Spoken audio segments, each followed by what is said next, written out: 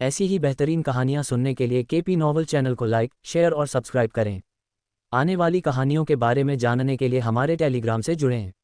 Link description में है।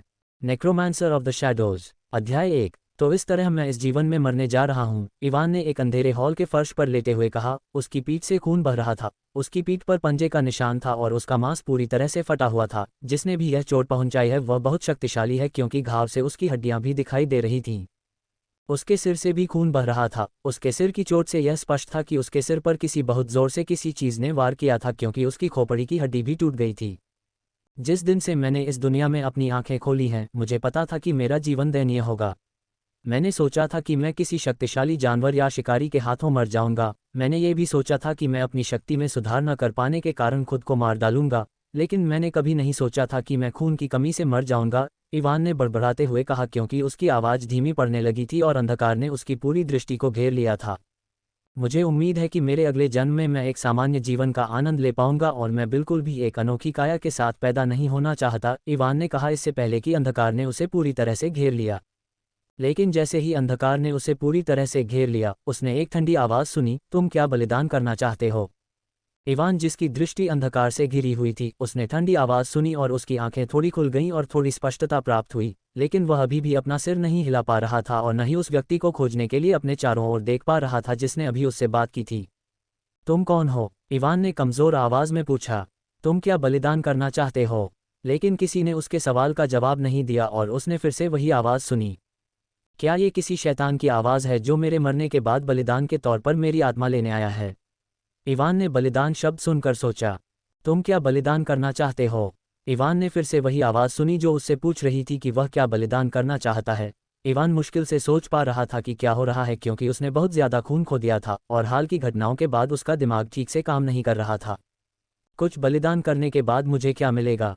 Ivan ने इस बार एक अलग सवाल पूछा और उसे आश्चर्य हुआ कि इस बार उसे एक जवाब मिला। तुम कुछ भी पा सकते हो जब तक कि तुम जो चीज़ बलिदान करोगे उसका पर्याप्त मूल्य हो, आवाज़ ने उसी ठंडे लहजे में जवाब दिया।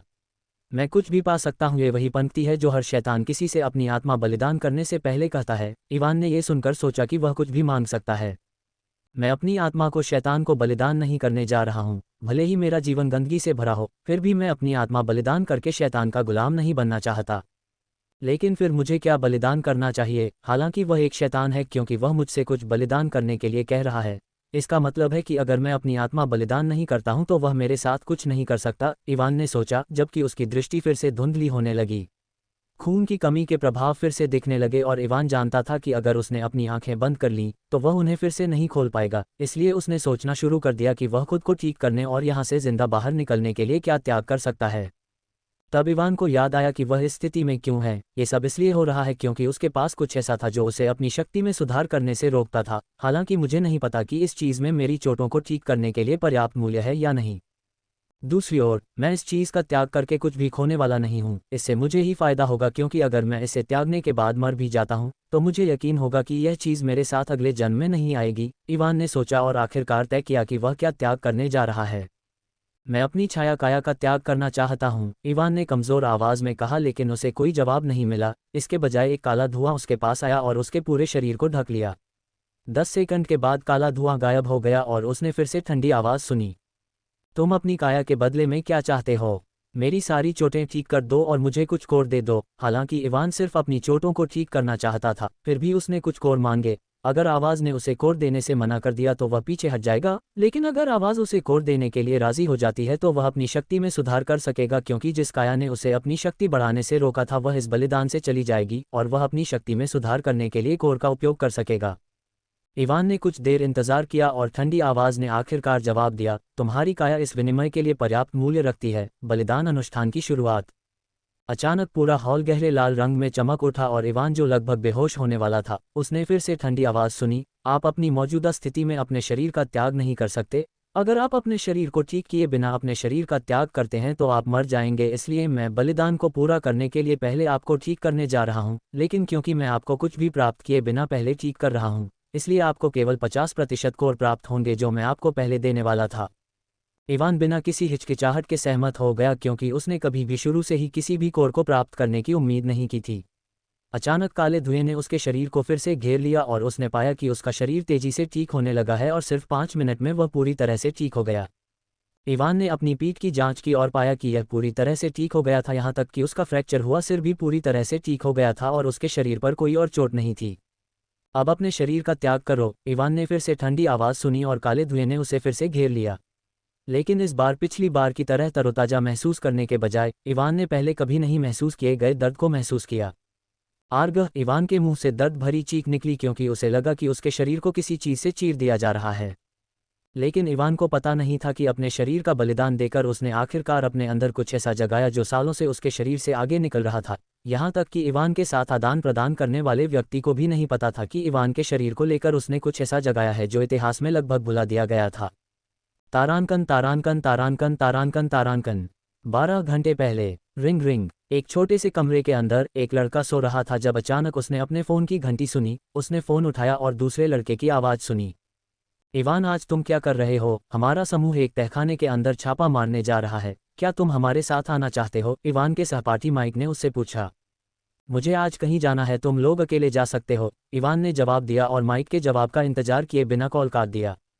कॉल काटने के बाद इवान ने अपने दांत पीसते हुए कहा, ये कमीना हमेशा मुझसे ये पूछकर अपमानित करने की कोशिश करता है कि क्या मैं उनके साथ कालकोठरी में जाना चाहता हूँ। उसे पता था कि मैं उनकोर की मदद से अपनी शक्ति नहीं बढ़ा सकता। इवान ने अपने मन को शांत करने की कोशिश की और खड़ा हो गया। इवान लगभग 18 साल का लग रहा था। उसके बाल और आंखें पूरी तरह से काले हैं और उसकी त्वचा उसके बालों और आंखों के रंग से बिल्कुल विपरीत है। वह लगभग 180 सेमी लंबा है और अपनी शक्ति के स्तर को देखते हुए वास्तव में सुंदर दिखता है। इवान ने अभी अभी प्राप्त कॉल के बारे में भूलने की कोशिश की और उस चीज़ पर ध्यान केंद्रित किया जो वह आज करने जा रहा है। इवान ने अपने लिए एक साधारण नाश्ता तैयार किया और खाते समय अपने स्टेटस पैनल को देखा। नाम इवान, रैंक F, ताकत F, चपलता F, मन F, सहनशक्ति F जोड़, बुद्धिमत्ता F, भाग्य A जोड़, आकर्षण D, कौशल शैडो वॉक, शैडो फिजिक, पद नौकरी कोई नहीं। इवान ने अपने स्टेटस पैनल को देखते हुए अपना सिर हिलाया। केवल उसका आकर्षण और भाग्य ही रैंक F से ऊपर है। मुझे बस वही करना चाहिए जो मैं कर सकता हूं और अपनी रैंक सुधारने के लिए कुछ शैडो कोर प्राप्त करने के अवसर की प्रतीक्षा करनी चाहिए। आखिरकार मैं अपनी रैंक सुधारने के लिए केवल शैडो कोर का उपयोग कर सकता हूं, दूसरों के विपरीत जो किसी भी प्रकार के कोर का उपयोग करके अपनी रैंक सुधार सकते हैं, इवान ने कटु स्वर में कहा और अपने स्टेटस पैनल को देखा जो उसके विवरण दिखा रहा था। उसकी नज़र एक सेकंड के लिए शैडो फिजिक पर रुकी और फिर उसने स्टेटस पैनल बंद कर दिया। नाश्ता करने के बाद इवान ने अपना बैग पैक किया और यह पुष्टि करने के बाद कि वह कुछ भी नहीं भूला है, वह कमरे के दरवाजे की ओर चलने लगा।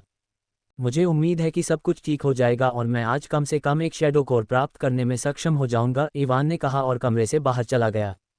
अरे, मैं अपनी नौकरी के पहले दिन ही देर तक कैसे सो सकता हूँ? मुझे ये नौकरी इतनी कठिनाइयों के बाद मिली है कि मैं वास्तव में अपने पहले दिन देर से नहीं पहुँचना चाहता, रे नामक एक युवक ने दौड़ते हुए कहा, जैसे कि उसका जीवन इसी पर निर्भर करता है। दौड़ते समय रे एक आदमी से टकराया। माफ़ करना, रे ने बिना रुके माफ़ी मांगी। आजकल के युवाओं में कोई शिष्टाचार नहीं है, उस आदमी ने कहा जब उसने देखा कि रे ने ठीक से माफ़ी नहीं मांगी, लेकिन रे को इसकी कोई परवाह नहीं थी क्योंकि वह अपनी नौकरी के पहले दिन ही देर से आ रहा था। लेकिन रे मुख्य सड़क पर पहुंचते ही रुक गया क्योंकि ट्रैफिक सिग्नल लाल था। जब भी मैं यहाँ आता हूँ तो मुझे ये सिग्नल लाल क्यों मिलता है? इवान अपने मन में चिल्लाया। 1 मिनट बाद सिग्नल हरा हो गया और रे ने एक बार फिर दौड़ना शुरू कर दिया। हॉर्न। लेकिन जब रे सड़क के बीच में पहुंचा तो उसने एक कार के हॉर्न की आवाज़ सुनी और जब उसने आवाज़ की ओर देखा तो उसने देखा कि एक कार तेज़ रफ्तार से उसकी ओर आ रही है और इससे पहले कि वह कुछ और सोच पाता तेज़ रफ्तार कार ने उसे टक्कर मार दी। कार के टकराने पर रे को कुछ भी महसूस नहीं हुआ। उसने खुद को ज़मीन पर पड़ा पाया और देखा कि कैसे कार उसे टक्कर मारने के बाद भी नहीं रुकी और जल्द ही उसकी दृष्टि लाल होने लगी। रे ने अपना हाथ उठाने की कोशिश की लेकिन उसे कुछ भी महसूस नहीं हुआ। क्या हो रहा है? मैं अपने शरीर को क्यों महसूस नहीं कर पा रहा हूँ? रे ने सोचा जबकि उसकी दृष्टि पूरी तरह से लाल हो गई थी।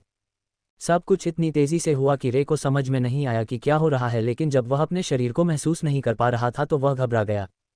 कोई एम्बुलेंस को जल्दी से बुलाए, रे ने एक आदमी की आवाज़ सुनी। एम्बुलेंस 5 मिनट में आ जाएगी, अपनी आंखें बंद मत करना। रे ने फिर से उसी आदमी की आवाज़ सुनी लेकिन किसी कारण से उसकी दृष्टि धुंधली होने लगी। जब रे की दृष्टि धुंधली हुई तो उसे समझ में आने लगा कि क्या हुआ। मुझे पता है कि मेरी किस्मत खराब है लेकिन गंभीरता से, मैं नौकरी मिलने के तुरंत बाद मरने वाला हूँ, रे ने सोचा जबकि उसकी दृष्टि पूरी तरह से अंधेरी हो गई। अरे, मुझे घर पर रहना चाहिए था और गेम खेलना चाहिए था, ये रे का आखिरी विचार था इससे पहले कि वह अंधेरे में डूब जाए। रे ने अपनी आंखें खोलीं और एक कमरे की जानी पहचानी लेकिन साथ ही अपरिचित छत देखी।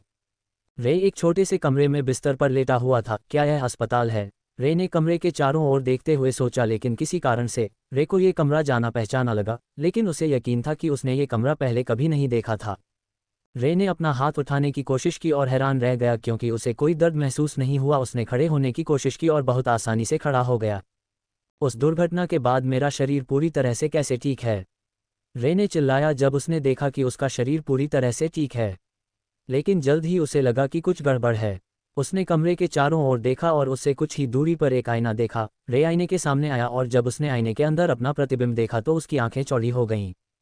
क्या हो रहा है? रे ने खुद को आईने में देखते हुए कहा। अचानक रे को तेज सिर दर्द महसूस हुआ और वह अपना सिर पकड़ते हुए जमीन पर गिर गया। जल्द ही उसके सिर के अंदर अजीब यादें उभरने लगीं। आह! रे चिल्लाया क्योंकि वह अगले 5 मिनट तक दर्द महसूस करता रहा और उसे कई विदेशी यादें मिलीं। दर्द गायब होने के बाद रे ने कहा, इवान। वह पसीने से लथपथ था और जमीन पर लेटा हुआ था। आखिरकार जब उसे समझ में आया कि क्या हुआ तो रे खड़ा हो गया। उसने एक बार फिर आईने में देखा। मुझे अभी भी यकीन नहीं हो रहा है कि मैं एक अलग दुनिया में चला गया हूं और एक ऐसी दुनिया जहां आप जादू का भी इस्तेमाल कर सकते हैं, इवान ने कहा जब उसे आखिरकार समझ में आया कि वह दूसरी दुनिया में चला गया है जहां लोग मन की मदद से कई तरह के कौशल का इस्तेमाल कर सकते हैं। क्या मैं भी जादू का इस्तेमाल कर सकता हूँ? रे जो इवान वंडर के शरीर के अंदर चला गया था, उसने अपनी यादों की जांच की, लेकिन जब उसने इवान की यादों की पूरी तरह से जांच की तो उसका चेहरा बदसूरत हो गया। जिस दुनिया में रे चला गया उसे अरोड़ा दुनिया कहा जाता है और वहाँ कई लोग हैं जो विशेष शक्तियों को जगाते हैं। ज़्यादातर लोग 16 साल की उम्र से पहले अपनी शक्तियों को जगाते हैं। इवान ने भी 14 साल की उम्र में अपनी शक्तियों को जगाया और खुद को प्रशिक्षित करने और महाशक्तियों के बारे में और अधिक जानने के लिए हंटर अकादमी में शामिल हो गया। इवान एक अनाथ था जो अनाथालय में रहता था, लेकिन जो कोई भी अपनी शक्ति को जागृत करता है वह मुफ्त में शिकारी अकादमी में शामिल हो सकता है। इसलिए इवान अनाथ होने के बावजूद शिकारी अकादमी में शामिल होने में सक्षम था। जब इवान ने अपनी शक्ति को जागृत किया तो वह बहुत खुश था क्योंकि न केवल उसने अपनी शक्ति को जागृत किया बल्कि उसके पास छाया काया नामक एक काया भी थी। उसने छाया चाल नामक एक कौशल को जागृत किया जो उसे खुद को एक छाया में बदलने और किसी भी चीज़ से बिना किसी बाधा के स्वतंत्र रूप से चलने की अनुमति देता है। जब तक वह मन प्रदान कर सकता है वह अपने छाया रूप को सक्रिय रख सकता है। जब इवान अकादमी में शामिल हुआ तो उसने सीखा कि अपनी शक्ति को कैसे सुधारना है। अपनी शक्ति को बेहतर बनाने के लिए आपको राक्षसों के कोर का उपयोग करना होगा। आप कालकोठरी के अंदर राक्षसों को मारकर कोर प्राप्त कर सकते हैं। कोर बहुत दुर्लभ हैं और बहुत कम राक्षस आपके द्वारा इसे हराने के बाद कोर छोड़ते हैं। यदि आप एक अग्नि प्रकार के राक्षस को हराते हैं तो आपको एक अग्नि प्रकार का कोर प्राप्त होगा, और यदि आप एक जल प्रकार के राक्षस को हराते हैं तो आपको एक जल प्रकार का कोर मिल सकता है। लेकिन इससे कोई फर्क नहीं पड़ता कि आपको किस तरह का कोर मिला है, क्योंकि आप किसी भी तरह के कोर को अवशोषित करके अपनी शक्ति में सुधार कर सकते हैं। आमतौर पर आप कोर की केवल 30% ऊर्जा ही अवशोषित कर सकते हैं और बाकी ऊर्जा कोर को अवशोषित करते समय आसपास के वातावरण में गायब हो जाती है। लेकिन अगर आपके पास फायर टाइप स्किल है और आप फायर टाइप कोर को अवशोषित करते हैं तो आप इसकी पूरी ऊर्जा का लगभग 50% अवशोषित कर सकते हैं। लेकिन जब इवान ने पहली बार कोर से ऊर्जा अवशोषित करने की कोशिश की तो वह इसे अवशोषित नहीं कर पाया। किसी कारण से उसके शरीर ने कोर से अवशोषित की गई सारी ऊर्जा को अस्वीकार कर दिया। पहले तो इवान ने सोचा कि शायद कोर क्षतिग्रस्त हो गया है या कुछ और, लेकिन जल्द ही उसे पता चला कि किसी कारण से उसका शरीर कोर से सारी ऊर्जा को अस्वीकार कर देता है। पहले तो इवान को समझ में नहीं आया कि वह कोर से ऊर्जा को क्यों अवशोषित नहीं कर सकता, लेकिन फिर उसे अपनी काया याद आई क्योंकि उसकी काया का नाम शैडो काया था। उसने अपनी सारी जमा पूंजी एक शैडो कोर खरीदने में खर्च कर दी और उसे अवशोषित करने की कोशिश की, और उसे आश्चर्य हुआ कि इस बार उसके शरीर ने ऊर्जा को अस्वीकार नहीं किया और लालच से उसे अवशोषित कर लिया। ये पता लगाने के बाद इवान ने कुछ कोर प्राप्त करने और अपनी शक्ति में सुधार करने के लिए शैडो टाइप राक्षसों का शिकार करने के बारे में सोचा। लेकिन सबसे कम रैंक वाली कालकोठरी जहां आप शैडो टाइप राक्षसों को पा सकते हैं, कम से कम रैंक दी है और इवान केवल एक F रैंक शिकारी है, इसलिए अगर वह चाहे तो भी उसे शैडो टाइप कोर नहीं मिल सकता। वह एक अनाथ था, इसलिए वह पैसे का उपयोग करके शैडो कोर नहीं खरीद सकता था। इसलिए शिकारी अकादमी में शामिल होने के बाद भी इवान अपनी शक्ति में सुधार करने में सक्षम नहीं था। मेरा नया जीवन शुरू होने से पहले ही समाप्त हो गया है, रे ने इवान की हर याद को पचाने के बाद कहा।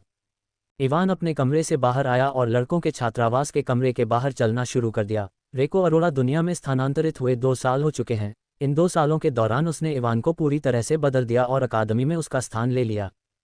किसी को कुछ भी संदेह नहीं था क्योंकि इवान का अकादमी में कोई दोस्त नहीं था। हर कोई इवान को नीची नज़र से देखता था क्योंकि उसे अकादमी में शामिल हुए 3 साल हो चुके थे, लेकिन वह अभी भी एक F रैंक का शिकारी है। अकादमी के शिक्षकों को छोड़कर कोई भी इवान के अजीब शरीर के बारे में नहीं जानता। लेकिन रे को इससे कोई परेशानी नहीं थी। इसके विपरीत वह खुश था कि उसे किसी से मिलने पर इवान की तरह व्यवहार नहीं करना पड़ेगा क्योंकि कोई भी उससे कभी बात नहीं करता।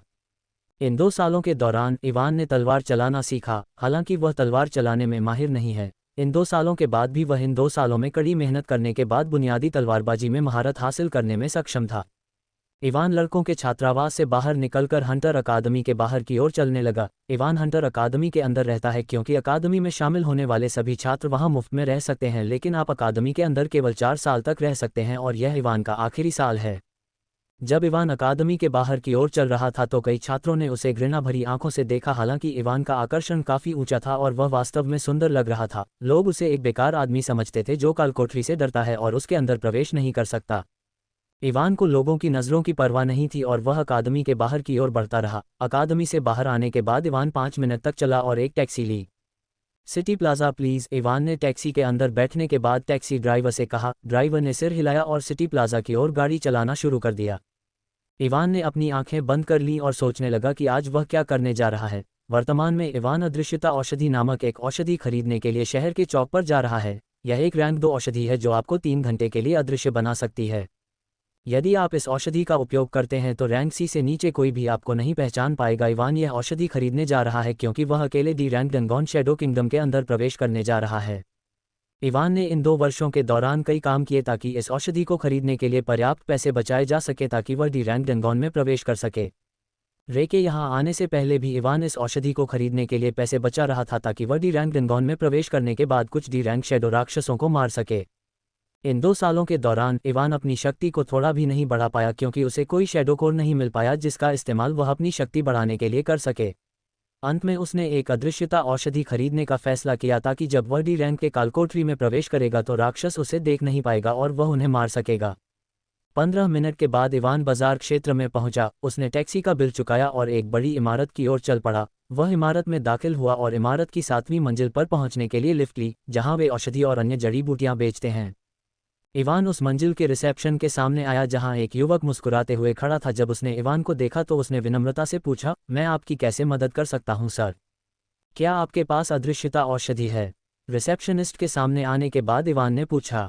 मुझे अपना स्टॉक चेक करने के लिए 1 मिनट दीजिए, रिसेप्शनिस्ट ने कहा और 20 सेकंड के बाद अपने कंप्यूटर पर विवरण देखा। उसने कहा, हमारे पास रैंक 1 और रैंक 2 अदृश्यता औषधि है। इवान ने सिर हिलाया और रैंक 2 अदृश्यता औषधि मांगी। रैंक 1 अदृश्यता औषधि आपको 1 घंटे के लिए अदृश्य कर देगी और यह आपको डी रैंक राक्षसों से नहीं छिपा सकती। जब रिसेप्शनिस्ट ने यह सुना तो उसने फ़ोन किया और जल्द ही एक महिला एक छोटा सा बॉक्स लेकर आए और बॉक्स रिसेप्शनिस्ट को देने के बाद वह चली गई। रिसेप्शनिस्ट ने बॉक्स खोला और एक बोतल निकाली जो गहरे नीले रंग के तरल से भरी थी। इवान ने बोतल को छुआ और उसका विवरण उसकी स्थिति विंडो पर दिखाई दिया। अदृश्यता औषधि रैंक 2। इस औषधि को पीने के बाद उपभोक्ता 3 घंटे के लिए अदृश्य हो जाएगा और रैंक C से नीचे कोई भी उसे नहीं पहचान पाएगा। विवरण देखने के बाद इवान ने सिर हिलाया और पूछा, ये कितना है? ये औषधि हमारी सबसे ज़्यादा बिकने वाली औषधि है और बहुत से लोग इसे खरीदना चाहते हैं। अंडरस्को रिसेप्शनिस्ट अपनी बात पूरी भी नहीं कर पाया था कि इवान ने उसे टोक दिया। बस मुझे इसकी कीमत बता दो, मुझे परवाह नहीं कि यह तुम्हारी सबसे ज़्यादा बिकने वाली औषधि है या सबसे ज़्यादा बिकने वाली औषधि।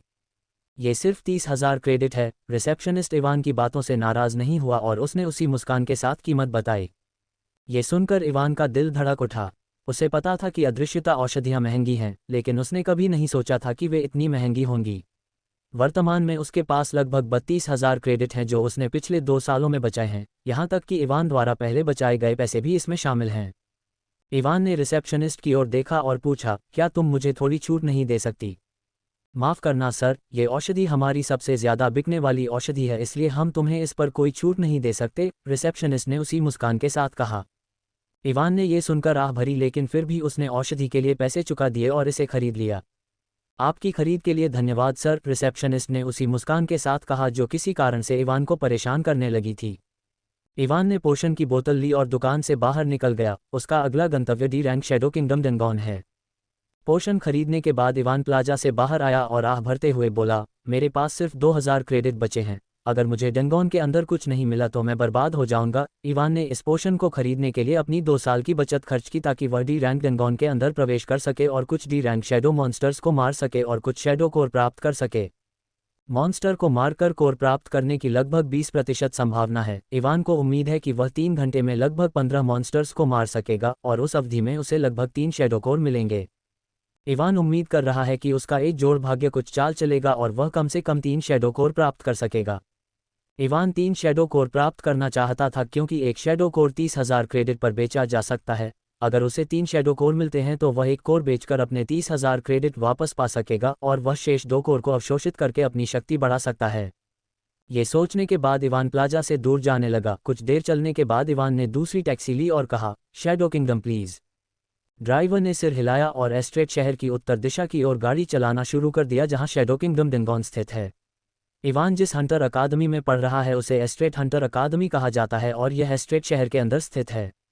इवान ने डेंगॉन के बारे में सोचते हुए अपनी आंखें बंद कर लीं। शैडो किंगडम डेंगॉन सबसे खतरनाक डी रैंक डेंगॉन में से एक है, लेकिन इवान ने फिर भी इसके अंदर प्रवेश करने का फैसला किया क्योंकि अन्य डेंगॉन के विपरीत आप शैडो किंगडम डेंगॉन में राक्षसों को आसानी से पा सकते हैं। चूंकि इवान के पास सिर्फ 3 घंटे थे इसलिए वह उनका सही तरीके से इस्तेमाल करना चाहता था और सभी रैंक डी डेंगॉन के विवरण देखने के बाद इवान को शैडो किंगडम डेंगॉन उसके लिए सबसे उपयुक्त लगा। इवान ने टैक्सी में बैठते हुए गहरी सांस ली। सच कहा जाए तो वह काफ़ी नर्वस था क्योंकि यह उसका पहला मौका था जब वह डेंगॉन के अंदर प्रवेश करेगा। हालांकि उसे इस दुनिया में आए 2 साल हो चुके हैं, लेकिन उसने अपना ज़्यादातर समय इस औषधि को खरीदने और तलवारबाजी सीखने के लिए पैसे कमाने में बिताया। अब इसके बारे में सोचने का कोई फ़ायदा नहीं है। मैंने पहले ही औषधि खरीद ली है और मैं अगले साल से अकादमी के अंदर नहीं रह पाऊंगा। अगर मुझे इस दुनिया में जीवित रहना है तो मुझे ये जोखिम उठाना होगा, इवान ने सोचा और उसके चेहरे पर दृढ़ निश्चय दिखाई दिया। 2 घंटे की ड्राइविंग के बाद आखिरकार टैक्सी रुकी। इवान टैक्सी से बाहर निकला और बिल का भुगतान किया। बिल का भुगतान करने के बाद इवान ने अपने सामने देखा जहां उसे एक विशाल मोनोलिथ संरचना दिखाई दे रही थी। इवान संरचना के थोड़ा करीब आया और आखिरकार उसे ठीक से देखने में सक्षम हो गया। यह एक विशाल काले रंग की मोनोलिथ संरचना थी जो ऊंची दीवारों से घिरी हुई थी। प्रवेश द्वार पर सुरक्षाकर्मी थे और दीवारों पर भारी हथियारों से लैस सैनिक थे। इवान ने अपना शिकारी कार्ड निकाला और सुरक्षा गार्डों की ओर चलना शुरू कर दिया जो कालकोठरी के प्रवेश द्वार पर खड़े थे। गार्ड ने इवान पर ज्यादा ध्यान नहीं दिया और सिर्फ उसका हंटर कार्ड मांगा, लेकिन जब गार्ड ने देखा कि इवान सिर्फ एक एफ रैंक का हंटर है तो उसने उसे अजीब तरह से देखा और पूछा, क्या तुम्हें पता है कि यह एफआई रैंक का डेंगॉन नहीं बल्कि डी रैंक का डेंगॉन है ना? इवान ने इस तरह की प्रतिक्रिया की उम्मीद की थी, इसलिए वह हैरान नहीं हुआ और शांति से सिर हिलाया। हाँ, मुझे पता है कि यह रैंक डी डेंगॉन शैडो किंगडम है। क्या तुम सच में डेंगॉन के अंदर जाना चाहते हो? इस बात की बहुत संभावना है कि तुम अपनी मौजूदा शक्ति के साथ अंदर मर जाओगे। गार्ड ने इवान को चेतावनी दी, लेकिन इवान ने उसकी चेतावनी सुनने के बाद सिर्फ सिर हिलाया। जब गार्ड ने ये देखा तो उसने अपने कंधे उचका दिए और इवान को डेंगॉन में जाने की अनुमति दे दी। उसका काम डेंगॉन में आने वाले लोगों पर नज़र रखना और उन्हें डेंगॉन के खतरे के बारे में बताना है, लेकिन उसकी चेतावनी के बाद भी इवान डेंगॉन में जाना चाहता था। उसे इसकी कोई परवाह नहीं थी। इवान कालकोठरी के प्रवेश द्वार के सामने आया जो 5 मीटर ऊंचा और 3 मीटर चौड़ा पोर्टल था। इवान ने विशाल छेद प्रकार के पोर्टल को गंभीरता से देखा और एक गहरी सांस लेने के बाद वह पोर्टल में प्रवेश कर गया। पोर्टल में प्रवेश करने पर इवान को एक दालान में टेलीपोर्ट किया गया। इवान ने अपने चारों ओर देखा और उसने अपने चारों ओर केवल अंधेरी दीवारें देखीं। इवान ने अपने पीछे देखा और वहां भी वही पोर्टल देखा। इवान ने राहत की सांस ली जब उसने पोर्टल देखा तो कम से कम उसे अब यकीन हो गया कि वह जब चाहे यहां से निकल सकता है। इवान ने एक गहरी सांस ली और सबसे पहले एक तलवार निकाली जो वह अकादमी से अपने साथ लाया था। इवान ने तलवार को ढकने के लिए एक लकवाग्रस्त जहर का इस्तेमाल किया ताकि वह राक्षस को और आसानी से मार सके। तलवार निकालने के बाद इवान ने दालान की ओर देखा जो उसे हॉल में और अंदर ले जा रहा था। इवान ने अदृश्यता औषधि निकाली और उसे ध्यान से देखा। मैंने अपने पिछले जीवन में जितने भी उपन्यास पढ़े हैं उनमें उल्लेख किया गया है कि औषधि हमेशा गंदगी की तरह स्वाद देती है। मुझे नहीं पता कि उन लेखकों को कैसे पता है कि गंदगी का स्वाद कैसा होता है, लेकिन मुझे उम्मीद है कि इसे पीने के बाद मुझे उल्टी नहीं होगी, इवान ने कहा और बोतल का ढक्कन खोला। गल्प गल्प, इसका स्वाद चॉकलेट स्मूदी जैसा है, इवान ने औषधि पीने के बाद कहा। मुझे लगता है कि मैं इसे हर सुबह पी सकता हूँ, इवान ने सोचा, लेकिन जब उसे इस औषधि की कीमत और उसके बैंक खाते में बची हुई राशि याद आई तो वह हर सुबह इस औषधि को पीने के बारे में भूल गया। औषधि पीने के बाद इवान को अचानक ऐसा लगा कि उसका शरीर भ्रम में बदल गया है और 10 सेकंड के बाद वह जिस जगह पर खड़ा था वहां से गायब हो गया। इवान ने इधर उधर जाने की कोशिश की लेकिन उसे कुछ भी अजीब नहीं लगा। जब उसने पुष्टि की कि औषधि काम कर रही है तो इवान गलियारे में और आगे बढ़ने लगा। इवान एक सेकंड भी बर्बाद नहीं करना चाहता था क्योंकि औषधि का असर 3 घंटे के बाद खत्म हो जाएगा। और जैसे उसने छाया साम्राज्य के बारे में पढ़ा था वैसे ही उसने जल्द ही एक राक्षस को अपने से कुछ ही दूरी पर सोते हुए देखा। राक्षस को देखकर इवान ने एक गहरी सांस ली और उसकी ओर चल दिया। इवान राक्षस से 50 मीटर दूर रुक गया और उसे ध्यान से देखने लगा। उसके सामने राक्षस 2 मीटर लंबा भेड़िया था। भेड़िया जमीन पर लेटा हुआ था और सो रहा था। भेड़िए का फर बिल्कुल काला था और इवान को यकीन था कि तलवार से भी उसके लिए उस फर को भेदना बहुत मुश्किल होगा। इवान ने भेड़िए को देखा और थोड़ा झिझकने के बाद वह धीरे धीरे उसकी ओर बढ़ने लगा। इवान का दिल ढोल की तरह धड़क रहा था क्योंकि यह पहली बार था जब उसने अदृश्यता औषधि का इस्तेमाल किया था और उसे यकीन नहीं था कि यह इस भेड़िए से उसकी उपस्थिति को छिपा पाएगी या नहीं। हालांकि औषधि के विवरण में ये लिखा था कि अगर कोई राक्षस सी रैंक या उससे ऊपर का नहीं है तो वह उसकी उपस्थिति का पता नहीं लगा पाएगा। इवान अभी भी घबराया हुआ था क्योंकि अगर यह औषधि काम नहीं करती तो उसकी जान यहाँ गंभीर खतरे में पड़ सकती थी। इवान धीरे धीरे भेड़िए की ओर बढ़ा और अपनी तलवार थामे हुए वह बहुत धीरे धीरे चल रहा था ताकि वह कोई आवाज़ न करे। जब वह भेड़िए से सिर्फ 10 मीटर दूर था तो इवान ने देखा कि भेड़िया अचानक अपनी आंखें खोल रहा है और उलझन में इधर उधर देख रहा है। जब भेड़िए ने अपनी आंखें खोलीं तो इवान जहां खड़ा था वहीं रुक गया और सांस लेना भी बंद कर दिया। इवान की पीठ पर ठंडा पसीना आ गया जब उसने देखा कि भेड़िया इधर उधर कुछ ढूंढ रहा है। सौभाग्य से भेड़िए ने जल्द ही हार मान ली और एक बार फिर सो गया। इवान ने राहत की सांस ली जब उसने देखा कि भेड़िया उसे नहीं देख पा रहा था, हालांकि वह उससे सिर्फ 10 मीटर दूर था। इवान एक बार फिर धीमे कदमों से भेड़िए की ओर बढ़ने लगा। जब इवान उससे 5 मीटर दूर था तो उसने सांस लेना बंद कर दिया और सावधानी से उसके पास आ गया। जब इवान उससे सिर्फ 2 मीटर दूर था तो उसने अपनी तलवार को कसकर पकड़ लिया और पिछले 2 सालों की तरह ही तेजी से अपनी तलवार से वार किया। इवान ने भेड़िए की आंखों पर निशाना साधा ताकि वह अंधा हो जाए और यह एकमात्र ऐसी जगह थी जो उसके मोटे काले फर से ढकी नहीं थी। चीख। जब इवान ने भेड़िए की बाईं आंख नष्ट की तो भेड़िया दर्द से चीख उठा और बाईं आंख नष्ट करने के बाद इवान ने रुककर तुरंत दाईं आंख पर हमला कर दिया। चूंकि इवान अदृश्य था और भेड़िए ने अभी अभी अपनी बाईं आंख खोई थी इसलिए वह खतरे को भांप नहीं पाया और उसकी दाईं आंख भी नष्ट हो गई।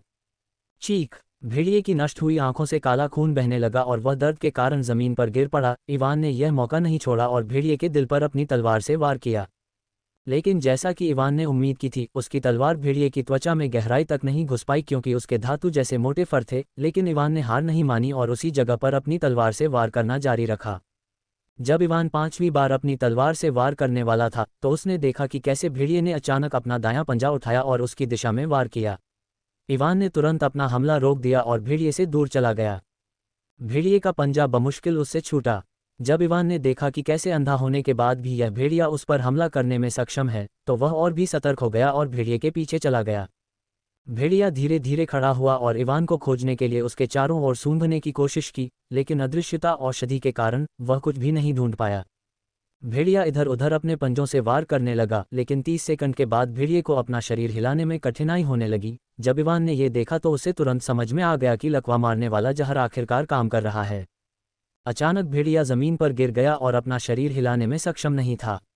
जब इवान ने यह देखा तो वह जल्दी से भेड़िए के पास आया और अपनी तलवार उसके दिल के पास घुसा दी। चूंकि भेड़िया हिलने में सक्षम नहीं था इसलिए इवान ने उसे आसानी से मार डाला। भेड़िए को मारने के बाद इवान ने जल्दी से उसके दिल की तलाश की। कृपया मुझे एक कोर दें, इवान ने कहा और भेड़िए के हृदय के क्षेत्र के पास देखा। राक्षसों के कोर उनके हृदय के पास स्थित होते हैं। इवान ने अपनी तलवार की मदद से भेड़िए के हृदय क्षेत्र के पास एक छेद बनाया और कोर की तलाश करने के लिए अपना हाथ छेद के अंदर डाला। अचानक इवान ने महसूस किया कि उसका हाथ किसी ठोस चीज को छू रहा है और जब उसने यह महसूस किया तो उसकी आंखें चमक उठीं। इवान ने जल्दी से उसे पकड़ लिया और अपना हाथ बाहर खींच लिया। जब इवान ने अपने हाथ की ओर देखा तो उसे एक काली गोल वस्तु मिली जो लगभग एक गोल्फ बॉल के आकार की थी। इवान ने जब यह देखा तो वह लगभग जोर से हंस पड़ा। हालांकि यह वास्तविक जीवन में पहली बार छाया कोर को देखने का उसका अनुभव था। उसने ऑनलाइन इन कोर की कई तस्वीरें देखी थीं। मुझे यकीन नहीं होता कि यह छोटी सी चीज़ 30,000 क्रेडिट के बराबर है। मैंने इतने पैसे कमाने के लिए 2 साल से ज़्यादा काम किया है। इवान ने यह देखने के बाद कहा कि शैडो कोर एक सामान्य मार्बल की तरह दिखता है। इवान ने सावधानी से कोर को अपने बैग में रख दिया और आखिरी बार भेड़िए की लाश को देखने के बाद वह दालान में और अंदर जाने लगा। जब इवान कालकोठरी में दाखिल हुआ तब से 15 मिनट बीत चुके थे, इसलिए वह तेजी से दालान में चला गया और 2 मिनट चलने के बाद ही इवान ने एक बार फिर अपने से थोड़ी दूर कुछ देखा। जब इवान ने ध्यान से देखा और दो राक्षसों को देखा, एक बिल्ली जैसा राक्षस था और दूसरा लकड़बग्घा जैसा दिख रहा था। बिल्ली और लकड़बग्घा दोनों सो रहे थे। इवान ने उन्हें ध्यान से देखा और पहले बिल्ली राक्षस को मारने का फैसला किया, क्योंकि ऐसा लग रहा था कि बिल्ली राक्षस की रक्षा बहुत कमज़ोर है और उसे एक ही बार में उसे मारने में सक्षम होना चाहिए। इस विचार को ध्यान में रखते हुए इवान धीरे धीरे बिल्ली की ओर चलने लगा। जब वह बिल्ली से 20 मीटर दूर था तो बिल्ली अचानक खड़ी हो गई और अपने अंदर देखने लगी। दिशा। जब इवान ने ये देखा तो उसने हिलना बंद कर दिया और सांस लेना भी बंद कर दिया। बिल्ली ने अपनी नज़रें नहीं हटाई और इवान जिस दिशा में खड़ा था उसी दिशा में देखती रही। मुझे मत बताओ कि यह मुझे देख सकता है, इवान ने सोचा और उसका दिल पागलों की तरह धड़कने लगा। अचानक बिल्ली खड़ी हो गई और उसकी दिशा में चलने लगी। धीरे धीरे बिल्ली ने उनके बीच की दूरी कम करनी शुरू कर दी। जब लकड़बग्घे ने बिल्ली के कदमों की आवाज़ सुनी तो वह भी जाग गया और हैरान भाव से बिल्ली को देखने लगा। जब इवान ने देखा कि लकड़बग्घा भी जाग गया है तो उसने रिसेप्शनिस्ट को लगभग कोसा जिसने उसे यह औषधि बेची थी। बिल्ली जैसा राक्षस धीरे धीरे इवान की ओर बढ़ा। राक्षस की ऊंचाई एक सामान्य बिल्ली जितनी ही थी, लेकिन उसका फर काला था और उसकी आंखें गहरी लाल थीं। जब इवान ने देखा कि बिल्ली उसकी ओर आ रही है तो भी वह नहीं हिला, क्योंकि वह बिल्ली राक्षस के चेहरे पर भ्रम देख सकता था। उसने शायद कुछ महसूस किया हो, लेकिन वह अभी भी इवान की उपस्थिति का पता लगाने में सक्षम नहीं था। जल्द ही बिल्ली इवान से सिर्फ 2 मीटर दूर रह गई। इवान से 2 मीटर दूर आकर बिल्ली रुक गई। जब इवान ने देखा कि बिल्ली राक्षस कितना करीब खड़ा है तो उसे पसीना आने लगा। बिल्ली राक्षस इवान के पास रुकने के बाद हवा सूंघने लगा और एक उलझन भरा चेहरा बनाया, जैसे कि उसकी इंद्रियां उसे बता रही हों कि कुछ है, लेकिन किसी कारण से वह उसकी उपस्थिति को देख या पहचान नहीं पा रहा था। जब इवान ने लकड़बग्घे की ओर देखा तो उसने देखा कि लकड़बग्घा बिल्ली को असमंजस में देख रहा था, जिसका अर्थ है कि लकड़बग्घे की इंद्रियों ने कुछ भी नहीं देखा। जब इवान ने देखा कि लकड़बग्घा उसकी उपस्थिति को नहीं पहचान पा रहा है तो उसने एक बार फिर बिल्ली की ओर देखा और देखा कि जब उसे कुछ नहीं मिला तो वह उससे दूर जाने लगी। जब इवान ने ये देखा तो राहत की सांस ली और एक बार फिर पुष्टि की कि उसे पहले बिल्ली राक्षस को मारना चाहिए, क्योंकि वह एकमात्र ऐसा था जो उसे महसूस कर सकता था। ररोर। लकड़बग्घे ने अजीब सी आवाज़ निकाली जब उसने बिल्ली राक्षस को वापस आते देखा, लेकिन बिल्ली राक्षस ने उसकी तरफ देखा तक नहीं और एक बार फिर सो गया। ग्रर। लकड़बग्घे ने एक और अजीब सी आवाज़ निकाली, जैसे कि वह बिल्ली के व्यवहार से चिढ़ गया था, लेकिन वह भी एक बार फिर सो गया। जब इवान ने देखा कि दोनों राक्षस एक बार फिर सो गए हैं तो उसने राहत की सांस ली और 5 मिनट तक इंतजार किया और फिर एक बार फिर धीमे कदमों से बिल्ली राक्षस की ओर बढ़ना शुरू कर दिया। जल्द ही इवान उससे सिर्फ 5 मीटर दूर था। बिल्ली राक्षस की नाक थोड़ी हिली जब इवान उससे सिर्फ 5 मीटर दूर था। जब इवान ने यह देखा तो वह एक बार फिर रुक गया और उसका दिल लगभग उसकी छाती से बाहर निकल आया। जब इवान ने रोका तो बिल्ली राक्षस की नाक भी हिलना बंद हो गई। जब इवान ने ये देखा तो वह एक बार फिर उसकी ओर चलने लगा। जब वह बिल्ली से सिर्फ 2 मीटर की दूरी पर था तो उसने अपनी पूरी शक्ति से सो रही बिल्ली की गर्दन पर वार किया। जैसे ही इवान ने वार किया, बिल्ली की आंखें अचानक खुल गईं और उसने अपनी जगह से दूर कूदने की कोशिश की। हालांकि बिल्ली किसी कारण से कुछ भी नहीं देख पा रही थी, लेकिन उसे बहुत बड़ा खतरा महसूस हुआ और बिना किसी हिचकिचाहट के वह अपनी जगह से दूर कूद गई।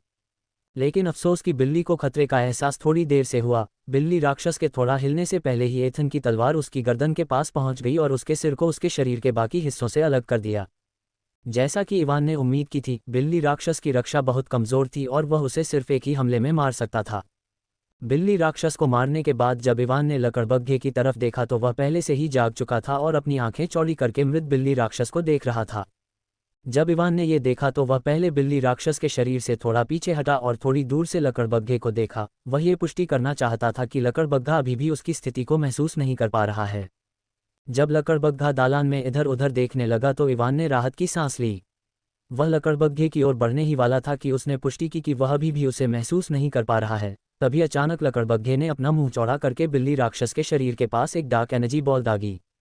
एवन जो पहले से ही बिल्ली राक्षस के शरीर से बहुत दूर खड़ा था, रुक गया और गंभीर आंखों से लकड़बग्घे को देखने लगा। धमाका। डार्क एनर्जी बॉल बिल्ली राक्षस के शरीर के पास गिरी और विस्फोट के कारण उसका शरीर चमक के टुकड़ों में बदल गया, लेकिन लकड़बग्घा नहीं रुका और दालान में अलग अलग जगहों पर और एनर्जी बॉल दागी। एवन ने देखा कि लकड़बग्घा पागल जानवर की तरह यहाँ वहाँ डार्क एनर्जी बॉल दाग रहा था, इसलिए दालान में पीछे हटने लगा। अचानक संयोग से लकड़बग्घे ने उसकी दिशा में एक डार्क एनर्जी बॉल दागी। जब इवान ने यह देखा तो उसकी आंखें चौड़ी हो गईं और वह जल्दी से जमीन पर बैठ गया।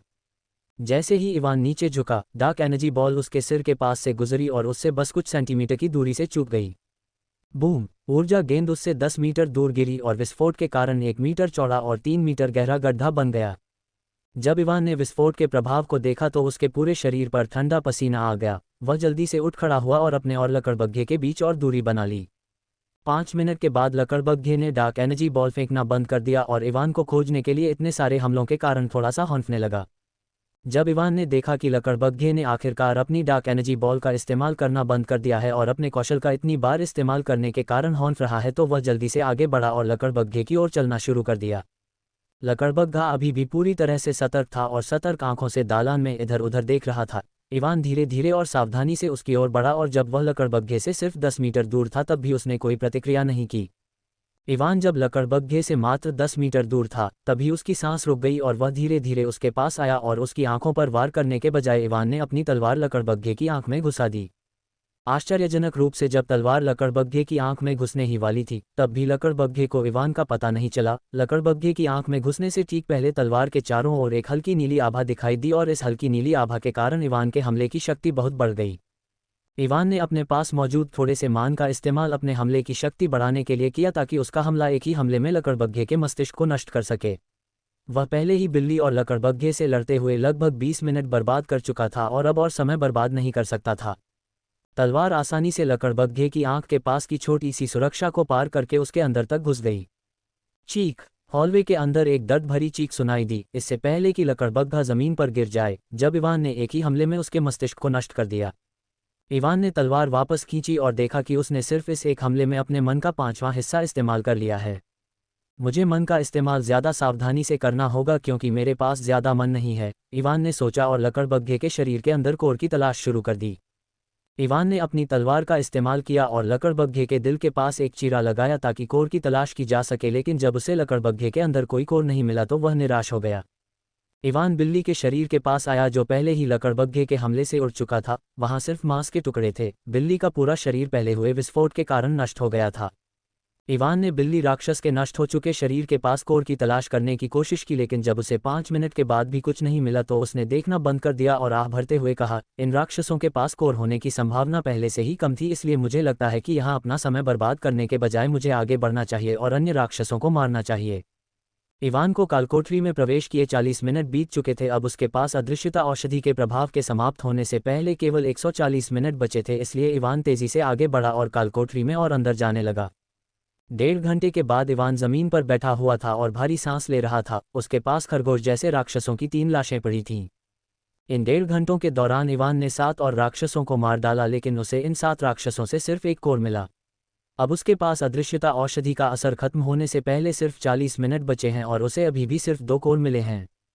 मैं कालकोठरी में और गहराई तक नहीं जा सकता, या मैं अदृश्यता औषधि का असर खत्म होने से पहले कालकोठरी से बाहर नहीं निकल पाऊंगा। ऐसा लगता है कि मैं इस बार सिर्फ इन 2 कोर के साथ कालकोठरी से बाहर निकल सकता हूं, इवान ने कटु स्वर में कहा, क्योंकि सब कुछ करने के बाद भी उसे सिर्फ 2 कोर मिले और वह उन्हें अवशोषित नहीं कर सकता क्योंकि उसे उन्हें बेचना होगा ताकि वह अपने 30,000 क्रेडिट वापस पा सके और एक और औषधि खरीद सके ताकि वह एक बार फिर सुरक्षित रूप से कालकोठरी में प्रवेश कर सके।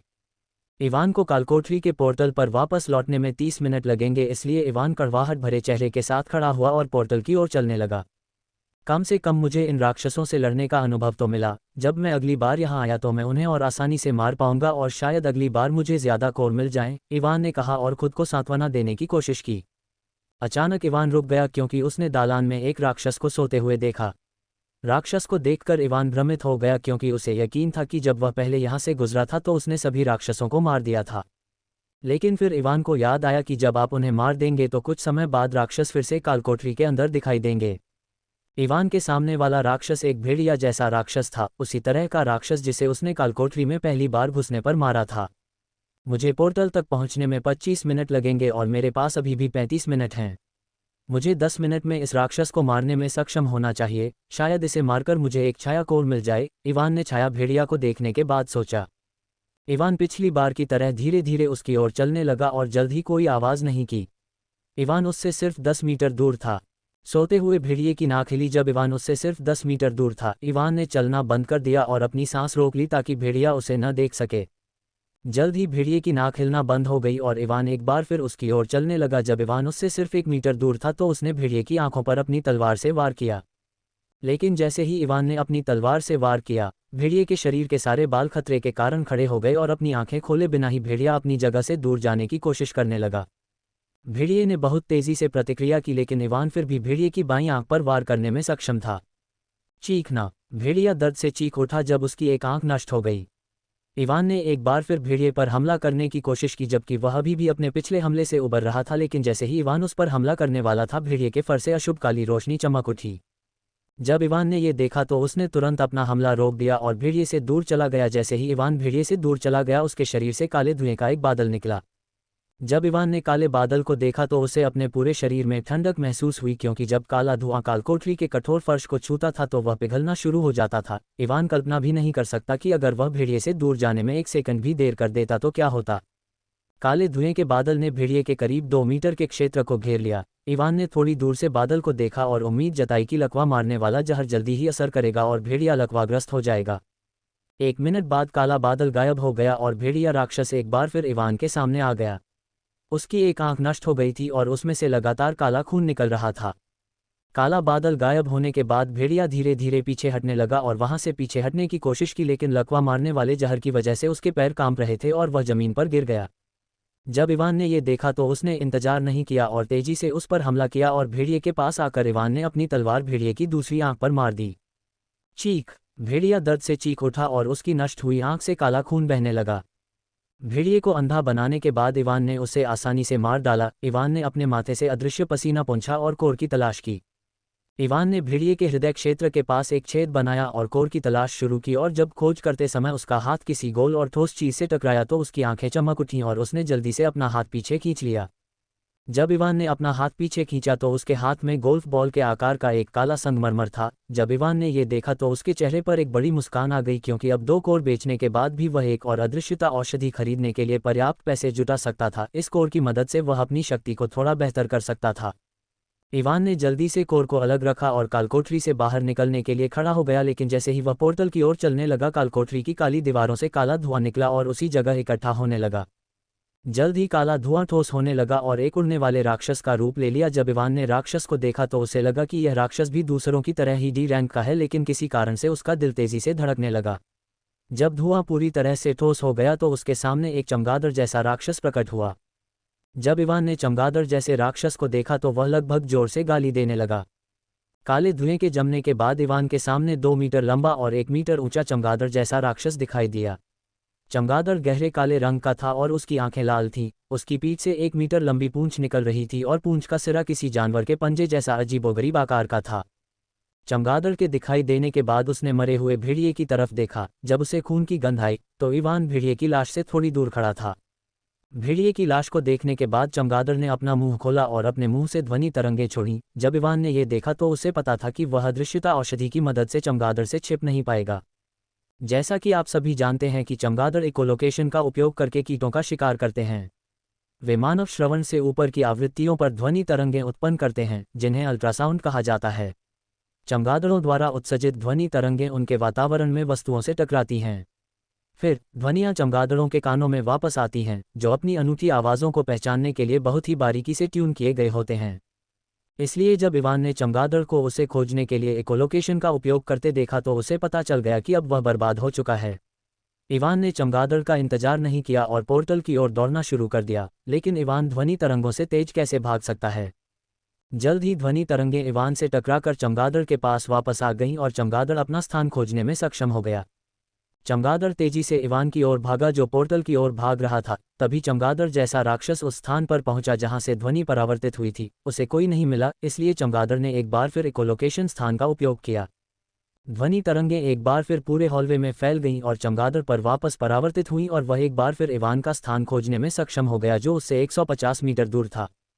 जब चमगादड़ ने उस दिशा में देखा जहां से उसने एक बार फिर इवान को महसूस किया था, तो उसे कुछ भी दिखाई नहीं दिया और चमगादड़ को आखिरकार समझ में आ गया कि उसका दुश्मन छिपने के लिए किसी चीज का उपयोग कर रहा है ताकि वह उसे अपनी आंखों से न देख सके।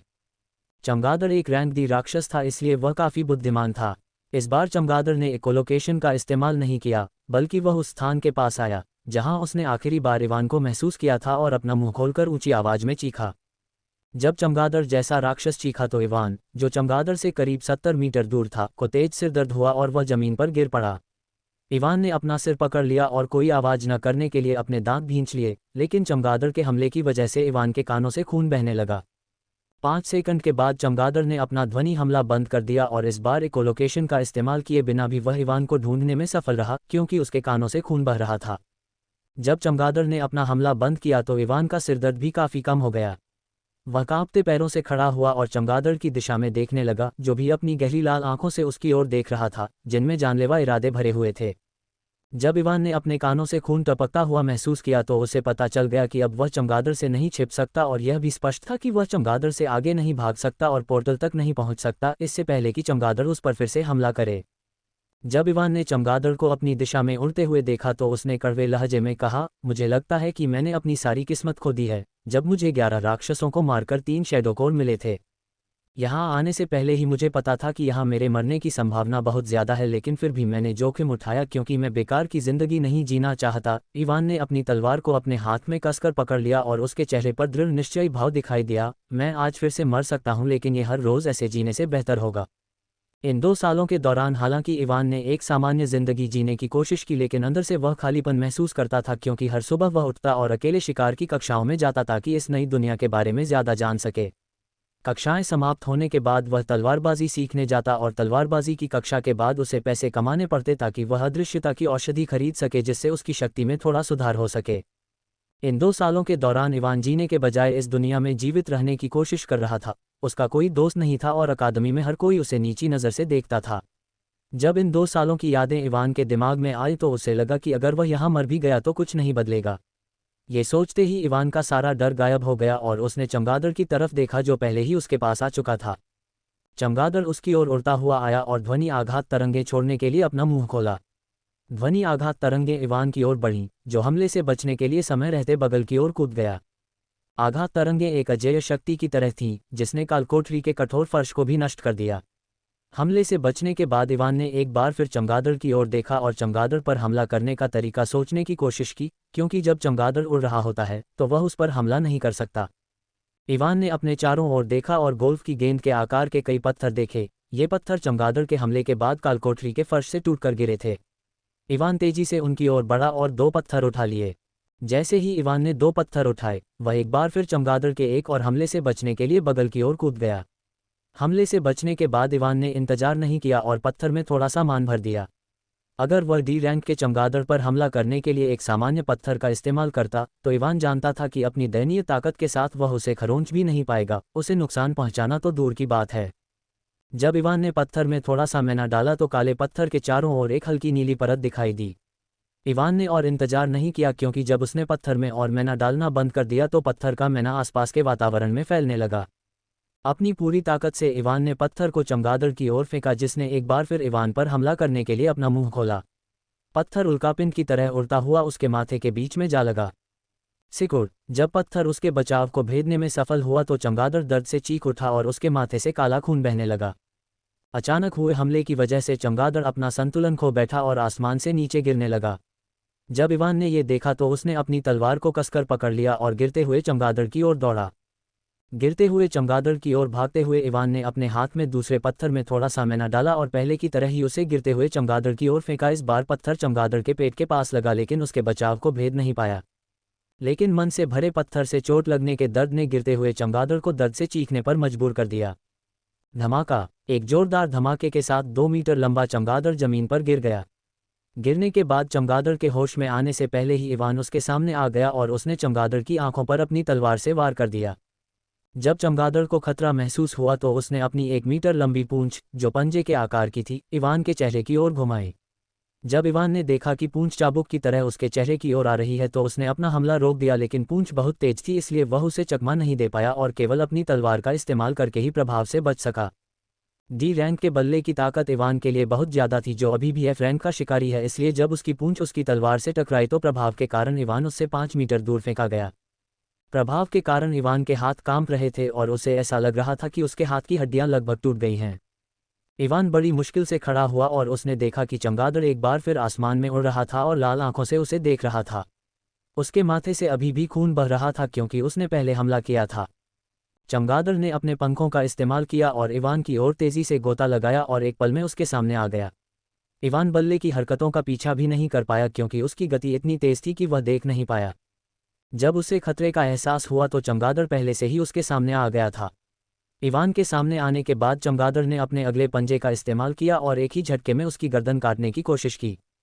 इवान ने बगल की तरफ कूदकर हमले से बचने की कोशिश की और उसकी तेज प्रतिक्रिया की वजह से चमगादड़ का पंजा उसकी गर्दन से छूट गया और उसके बाएं कंधे पर चोट लग गई। जब चमगादड़ ने उसके कंधे का एक बड़ा हिस्सा चीर दिया तो इवान दर्द से चिल्लाया। खून की वजह से उसके कंधे का बायां हिस्सा पूरी तरह लाल हो गया। इवान हमले से बचकर जमीन पर गिर गया और इससे पहले कि वह खड़ा हो पाता, बल्ला एक बार फिर उसकी ओर उड़ गया। इवान जो मुंह के बल जमीन पर गिरा था, खड़ा होने की कोशिश कर रहा था, तभी बल्ला उसके पास पहुंचा और अपने पंजे से इवान की पीठ में और गहरा घाव कर दिया। आहे! इवान दर्द से चिल्लाया जब बल्ला अपने पंजे से उसका खून सोखने लगा जिसे उसने उसकी पीठ में गड़ा दिया था। बल्ला अपने पंजे की मदद से इवान की पीठ से चिपक गया और उसका खून सोखता रहा। लानत है तुम पर, भले ही मैं यहीं मर जाऊं, मैं तुम्हें अपने साथ ले जाऊंगा, इवान दर्द और गुस्से के कारण चिल्लाया और अपनी छाया चलने की कला का इस्तेमाल किया। अचानक इवान गायब हो गया और एक छाया में बदल गया। बल्ला जो अपने पंजे की मदद से उसका खून सोख रहा था, इवान के अचानक गायब हो जाने पर जमीन पर गिर गया। इवान के पास ज्यादा मैना नहीं था, इसलिए वह जल्दी से अपनी छाया से बाहर आया और चमगादड़ की आंख पर वार करने के लिए अपनी तलवार का इस्तेमाल किया। इवान की पीठ पर एक बड़ा घाव था और घाव की वजह से उसकी हड्डियां भी दिखाई दे रही थीं। उसके घाव से खून बह रहा था। चूंकि इवान अचानक अपने शैडो वॉक कौशल का इस्तेमाल करते हुए चमगादड़ के सामने आ गया था, इसलिए चमगादड़ समय पर प्रतिक्रिया नहीं कर पाया और तलवार से उसकी एक आंख पर वार किया गया। सिकुड़! चमगादड़ दर्द से चीख उठा और चमगादड़ की नष्ट हुई आंख से काला खून बहने लगा। चमगादड़ की आंख नष्ट करने के बाद इवान रुका नहीं और उसने अपनी तलवार पर हल्के नीले रंग की मैना की परत चढ़ाकर चमगादड़ की गर्दन पर वार किया। जब चमगादड़ को मौत का खतरा महसूस हुआ तो उसने अपनी पूंछ का इस्तेमाल किया और तलवार को रोकने की कोशिश की। पूंछ और तलवार टकराए और इवान का हाथ झटके की वजह से कांप उठा, लेकिन तलवार की शक्ति में वृद्धि की वजह से चमगादड़ की पूंछ भी दो टुकड़ों में कट गई। चमगादड़ की कटी हुई पूंछ से काले खून का फव्वारा फूट पड़ा और वह दर्द से चीख उठा।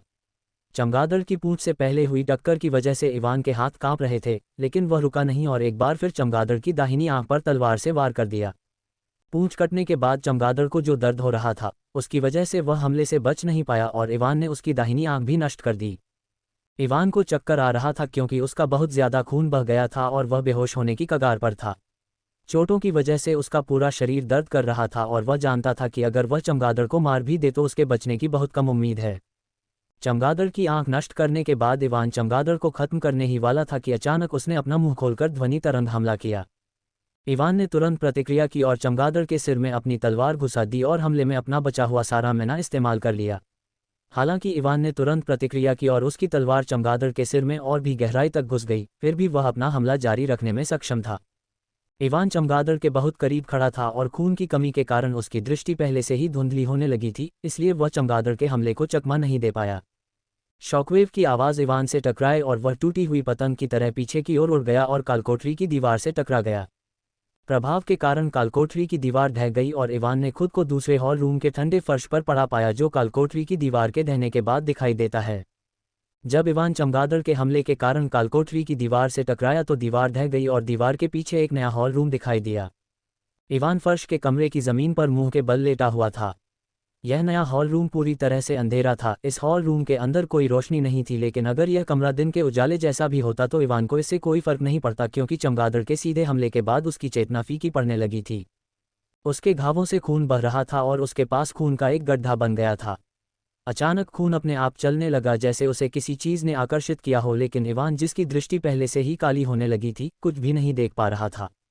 खून नए हॉल रूम में और अंदर चला गया जहां एक छोटा सा मंच स्थित था। छोटे मंच पर एक अष्टभुज आकार की तस्वीर उकेरी गई थी और मंच के सामने एक अजीब सी मूर्ति थी जो बिल्कुल काली थी। मूर्ति देखने में मनुष्य जैसी थी, लेकिन उसके माथे से एक लंबा सींग निकला हुआ था और मूर्ति की विशेषताओं से यह निर्धारित करना कठिन था कि यह पुरुष की मूर्ति है या महिला की। मूर्ति 5 मीटर ऊंची थी और उसके सिर से निकला सींग 1 मीटर लंबा था। इवान का खून मंच की ओर बढ़ा और ऑक्टाग्राम उत्कीर्णन के संपर्क में आया। जब खून ने उत्कीर्णन को छुआ तो ऑक्टाग्राम के सभी 8 बिंदु चमक उठे और इवान के खून को सोखने लगे। ऑक्टाग्राम का रंग बदलना शुरू हो गया और जल्द ही 1 मिनट के बाद ये हल्के लाल रंग में बदल गया। जब ऑक्टाग्राम हल्का लाल हो गया तो मूर्ति की आंखें भी हल्के लाल रंग में चमक उठीं और इवान जो खून की कमी और चोटों से बेहोश होने वाला था, उसने अपने मन में एक ठंडी आवाज़ सुनी, तुम क्या बलिदान करना चाहते हो? तारांकन तारांकन तारांकन तारांकन, वर्तमान समय तारांकन तारांकन। इवान के मुंह से एक दर्द भरी चीख निकली जब वह एक बार फिर काले धुएं में घिर गया। इवान ने पहले कभी इस तरह का दर्द महसूस नहीं किया था, उसे ऐसा लग रहा था जैसे कोई उसे अंदर से धीरे धीरे चीर रहा है। अचानक इवान को घेरने वाला काला धुआं उसकी आंखों, नाक, मुंह और कानों के जरिए उसके शरीर में घुसने लगा। वही जब काला धुआं उसके मुंह और नाक में घुसा तो इवान को सांस लेने में दिक्कत होने लगी। अपने शरीर को कुर्बान करने का दर्द इतना तीव्र था कि बल्ले से लड़ते हुए उसे जो दर्द महसूस हुआ वह किसी वरदान की तरह लगा। उसकी आंखों से आंसू बहने लगे जो धुएं के कारण पूरी तरह से काली हो गई थीं। 30 सेकंड के बाद इवान दर्द से बेहोश होने की कगार पर था और जैसे ही वह दर्द के कारण बेहोश होने वाला था उसके शरीर में घुसा काला धुआं बाहर निकलने लगा। जल्द ही उसके शरीर में घुसा सारा काला धुआं बाहर निकल गया और उसके शरीर से वापस जाने लगा। मैंने तुम्हारी परछाई को सफलतापूर्वक बाहर निकाल लिया है। इवान ने फिर से वही ठंडी आवाज़ सुनी। वह फर्श पर लेटा हुआ था, वह जोर जोर से सांस ले रहा था और उसकी दृष्टि धुंधली हो रही थी। इवान इस कमीने को कोसना चाहता था लेकिन थकावट के कारण वह अपनी उंगलियां भी नहीं हिला पा रहा था। सुनो, ये वो कोर हैं जो मैंने तुम्हारा शरीर लेने के बाद तुम्हें देने का वादा किया था। इवान ने फिर से ठंडी आवाज़ सुनी और उसके पास कुछ गिरा, लेकिन वह ये देखने के लिए अपना सिर भी नहीं हिला पा रहा था कि वह क्या था। लेकिन इवान ये जांचना चाहता था कि क्या वह वास्तव में अब अन्य कोर को अवशोषित कर सकता है जबकि उसका शरीर चला गया है। इसलिए उसने अपनी पूरी ताकत जुटाई और काले धुएं को देखा जो उससे कुछ दूरी पर तैर रहा था। किसी कारण से इवान अंधेरे में भी सब कुछ स्पष्ट रूप से देख पा रहा था। इवान ने इस पर कोई ध्यान नहीं दिया और पूछने ही वाला था कि क्या वह अब अन्य कोर को अवशोषित कर सकता है जब उसे अपने दिल में अचानक दर्द महसूस हुआ। दर्द उससे भी ज्यादा तीव्र था जो उसने अभी अनुभव किया था, इसलिए इवान सिर्फ 1 सेकंड में बेहोश हो गया। जैसे ही इवान बेहोश हुआ उसके शरीर से एक काली आभा फूट पड़ी और पूरे हॉल रूम को कवर कर लिया, जिसमें वह प्लेटफॉर्म भी शामिल था जहां ऑक्टाग्राम और मूर्ति स्थित थी। जैसे ही काली आभा ने मूर्ति को छुआ, मूर्ति धूल में बदल गई और इवान को ढकने वाला काला धुआं भी हॉल रूम से गायब हो गया। ऑक्टाग्राम के 8 किनारे हल्के लाल रंग में चमकना बंद हो गए और जल्द ही मंच भी धूल में बदल गया। इवान से निकलने वाली काली आभा के कारण हॉल रूम बिल्कुल काला हो गया। थम थम थम इवान का दिल तेजी से धड़कने लगा और इस खामोश हॉल रूम में ऐसा लग रहा था जैसे कोई ढोल पीट रहा हो। इवान के दिल के अंदर चावल के दाने के आकार की एक भ्रामक काली गोल गेंद बनने लगी। गेंद बिल्कुल काली थी और ऐसा लग रहा था कि जो भी उसके पास आएगा उसे निगल जाएगी। इवान उस समय बेहोश हो गया जब ये भ्रामक काली गेंद उसके दिल के अंदर बनने लगी। समय बीतने के साथ ही भ्रामक गेंद ठोस होने लगी और 30 मिनट के बाद यह एक काले संगमरमर की तरह पूरी तरह से ठोस हो गई, लेकिन इसका आकार नहीं बदला। जैसे ही काली गेंद इवान के दिल के अंदर ठोस हो गई, उसके काले बाल पूरी तरह से काले हो गए, ठीक उसी तरह जैसे उसके दिल के अंदर बनी गेंद। उसके बालों का रंग इतना गहरा था कि ऐसा लग रहा था कि अगर वह उसके पास आए तो वह रोशनी को भी निगल जाएगी। इवान के शरीर से आने वाली काली आभा उसके शरीर के अंदर वापस जाने लगी और उसके दिल के अंदर बनी अजीब काली गेंद ने उसे निगल लिया। इवान के दिल के अंदर काली गेंद पूरी तरह से बनने के बाद भी वह नहीं उठा और सोता रहा। इवान के छाया शरीर को खोने और उसके दिल के अंदर अजीब काली गेंद बनने के बाद उसकी स्थिति विंडो में कई बदलाव दिखाई दिए, जिसे वह तब देखेगा जब वह जागेगा।